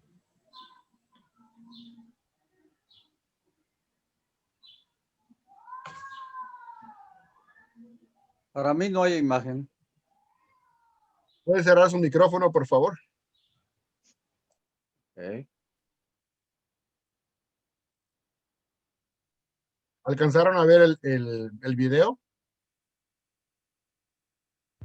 No se vio nada. Te estaban diciendo que no se veía. Oh, No, no permítame pudimos ver entonces. nada, Benjamín. Discúlpenme. Déjenme lo hago de otra manera, ¿ok? Ok. Permítanme.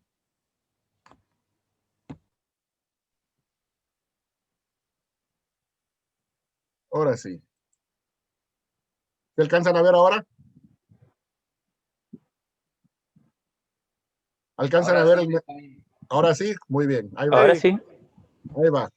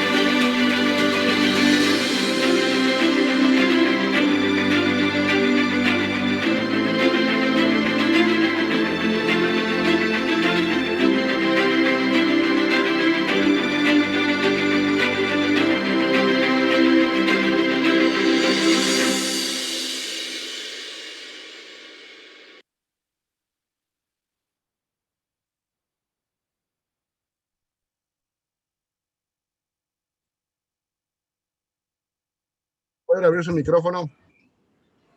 ¿Qué les Ahora pareció? sí, ¿Qué les pareció?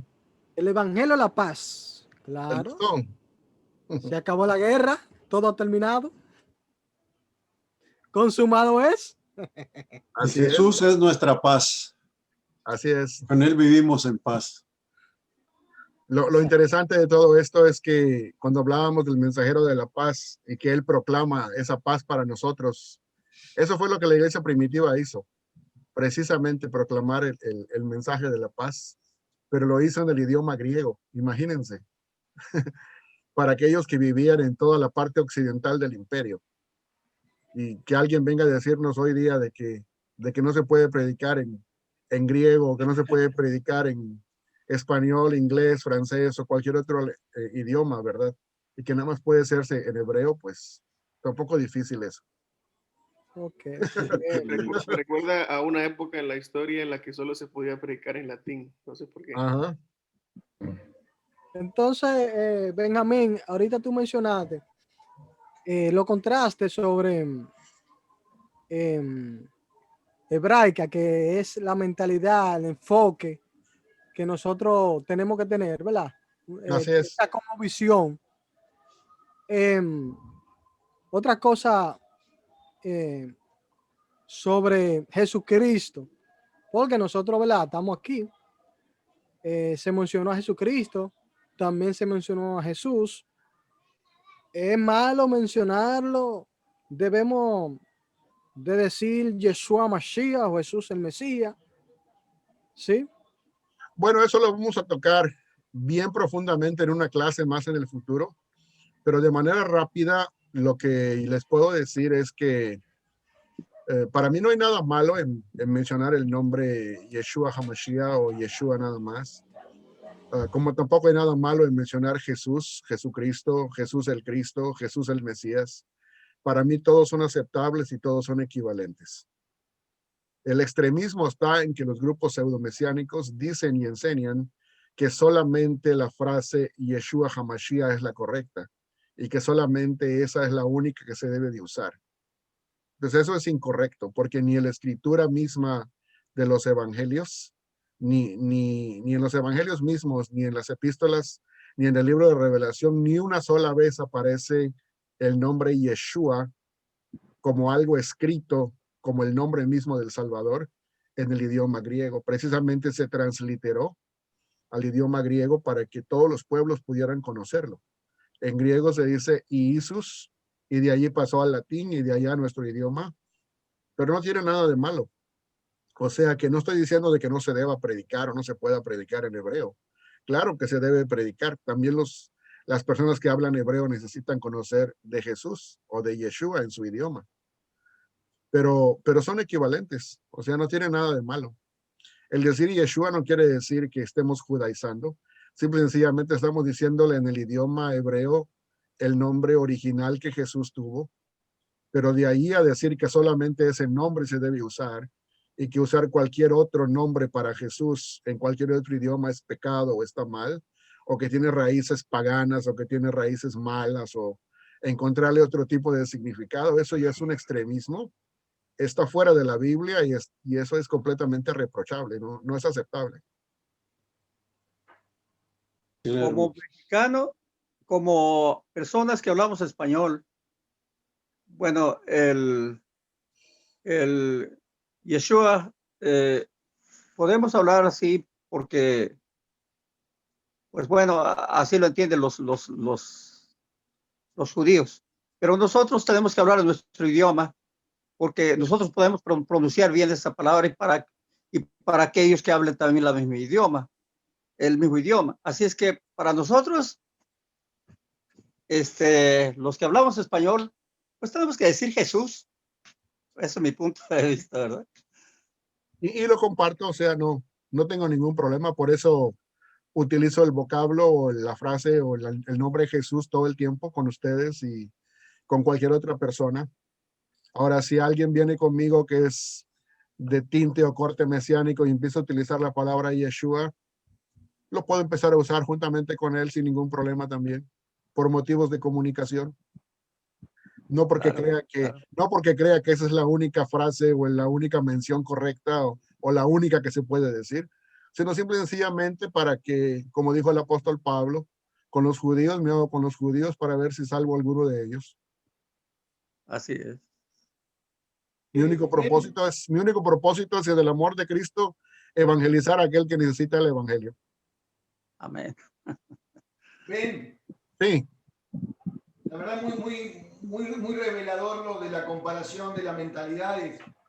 Mi pregunta, que para muchos, inclusive reformados, sin ir a lo judeo mesiánico, nosotros venimos de alguna manera, herencia reformada, y ellos también son muy apegados a los mandamientos como preceptos a guardar, la parte moral, ¿no?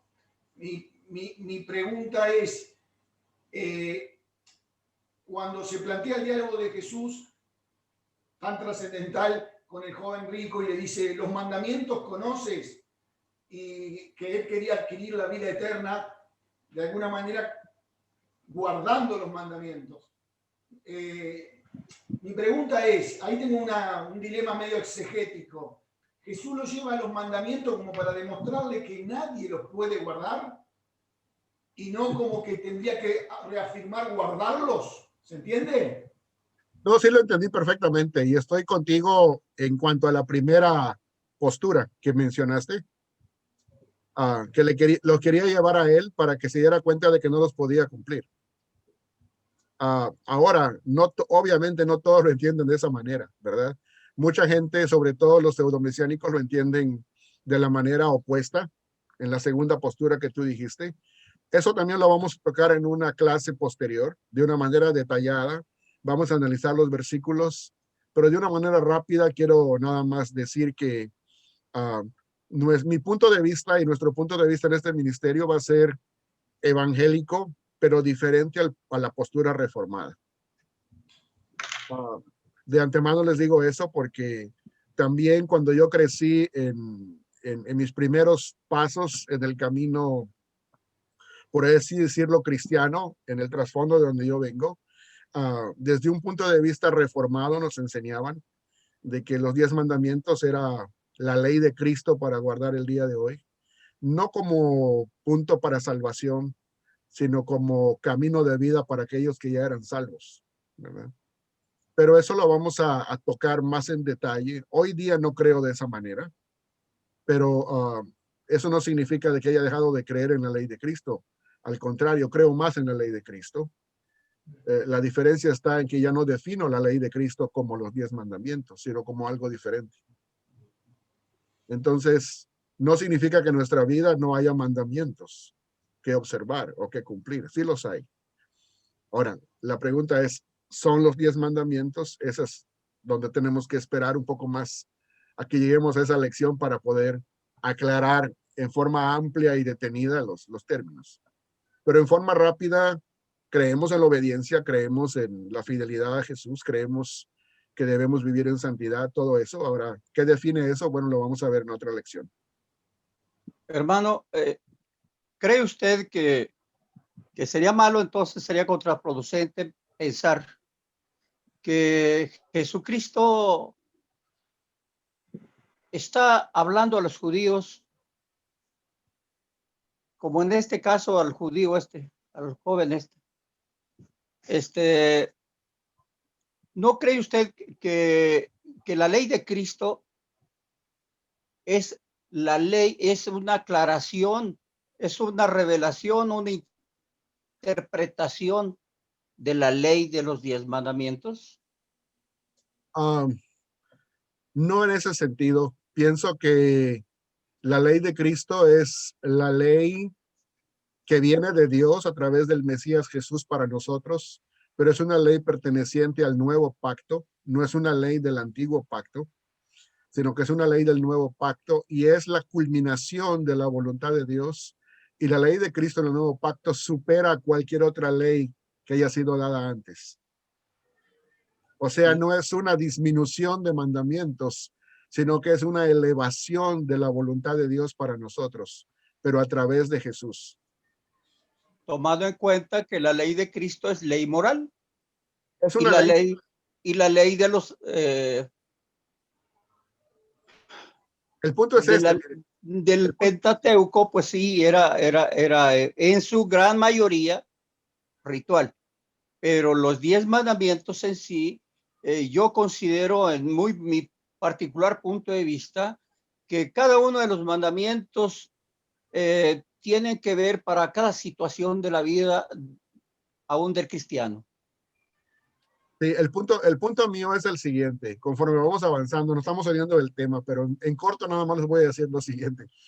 Que la ley de los 10 mandamientos nosotros, o mejor dicho, la tradición cristiana, la ha singularizado, la ha sacado del paquete de lo que es la Torá del Pentateuco y la ha singularizado como algo específicamente para el pueblo cristiano, contenido en 10 mandamientos.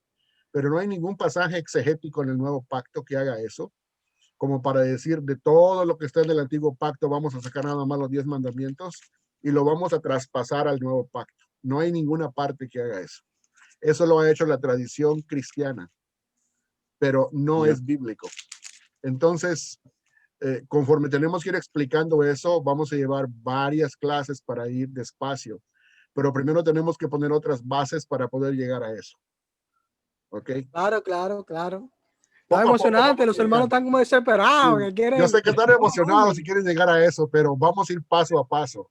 Como les dije, vamos a ir construyendo despacio, para que cuando lleguemos ahí, todo el conocimiento que necesitamos previo para poder conocer eso, poder entender eso de una manera sencilla, ya esté ahí. Es como querer poner el techo y no hemos terminado de poner el cimiento, ¿verdad? Entonces estamos poco a poco poniendo el cimiento para llegar más adelante al techo del edificio, ¿verdad? No coman ansias, Sí. vamos a llegar allá. Y respecto a eso, en tu libro, tú hablas de eso, que él lo puede leer también, sobre los No, mandamientos. él ya los leyó, ya leyó los dos, Sí, así que por eso está preguntando. bueno. Pero sí, y podemos seguir hablando de eso aparte, hermano Ciro. Déjeme nada más terminar la última parte de la clase rapidito para que podamos terminar pronto, ¿ok?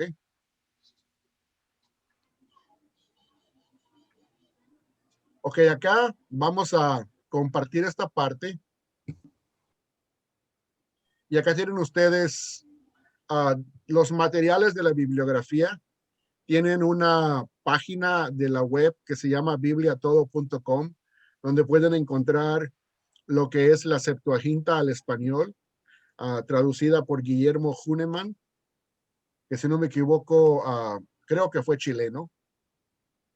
Luego tenemos también una página web para descargar el archivo, si lo quieren bajar ya a su computadora directamente y tenerlo allá, la versión Septuaginta en español. Ahí tienen el archivo donde pueden ir para conseguirlo. Luego, les voy a mandar la introducción de la Biblia Septuaginta al español. En físico es una traducción que tiene 4 tomos, bastante amplios, pero yo nada más les voy a mandar la introducción a lo que es el primer tomo, que es del Pentateuco, y bastante interesante el trabajo que hizo Natalio Fernández de Ediciones Sígueme, para que ustedes lo conozcan. Ya después, si ustedes lo quieren conseguir en físico, son 4 tomos, es una buena inversión. También les voy a enviar este artículo. No es un artículo muy extenso, es bastante accesible en cuanto a contenido y tamaño. Se llama Septuaginta versus Biblia Hebrea, la Biblia de los cristianos, por Natalio Fernández Marcos. Ese va a ser un documento PDF gratuito que van a recibir. Y el segundo se llama Influencia de la Septuaginta en el canon cristiano, por Susana Félix de Astacio, que también es otro artículo bastante accesible en cuanto a tamaño. Y eso es el final del día de hoy de la clase, ¿verdad? Tienen allá el canal de YouTube, la vamos a grabar y la vamos a poner también allá. Cuando visiten el canal, por favor, si no se han suscrito, suscríbanse y pónganle un like a lo que estén viendo para que podamos ir notando eso y viendo qué es lo que es más beneficioso para el canal, ¿ok? Pero no se olviden de suscribirse si no están suscritos. Así que con eso concluimos la clase el día de hoy. No sé si hay algún último comentario, ¿verdad?